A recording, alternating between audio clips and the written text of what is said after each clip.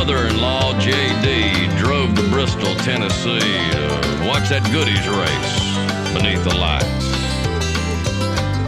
Sky was dark. It looked like rain left over from that hurricane. J.D. said, "We might get wet tonight."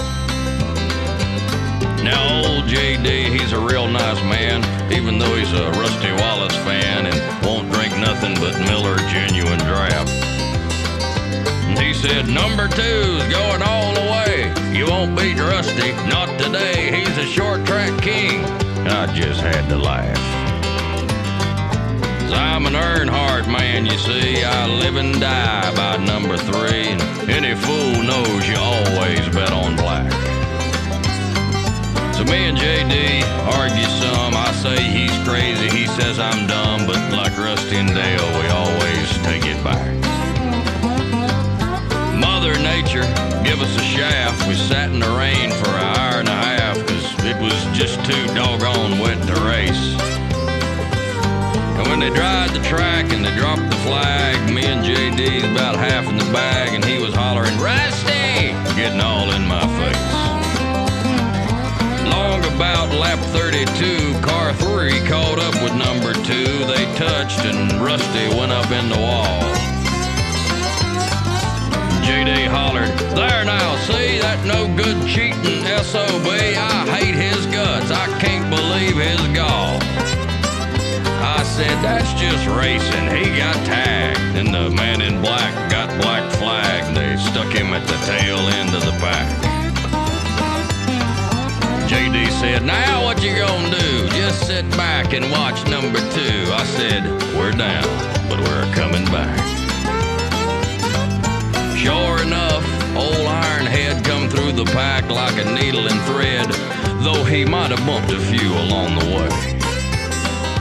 Meanwhile, Rusty's effort came to nil. He got tangled up with Awesome Bill, 46 laps down.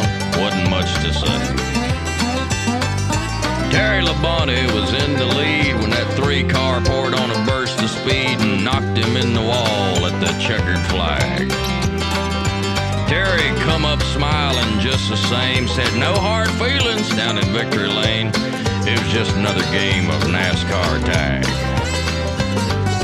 All of a sudden, a minute later, Rusty walks up to the Intimidator, said, "Darlington's next week. I'll see you there." He looked about as mad as Schwarzenegger and said, "I ain't forgot about Talladega." Throwed his water bottle through the air. You can see it there in Rusty's face. Boy, it had him a real tough race, and that explains his anger, I suppose. Yeah, he got so mad that it was scary, but I don't think it was necessary to bounce a bottle off of Earnhardt's nose. Me and J.D. looked down in the pits. J.D. said, "That's what he gets. Go on, Rusty. Break him right in half."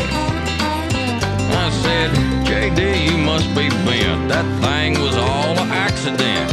And he hit me in the head with his Miller Genuine Draft. Well, I turned around, looked at him, and he looked back, and I looked back, and we just stood there looking at one another. I felt my face getting red, and then I went upside his head and said a few choice words about his mother. We was wailing on each other hard when this big old fat security guard come whacked us both with this big old wooden club. He put an end to our debate, throwed us both out through the back gate, said, "Don't y'all never come back in here, bub."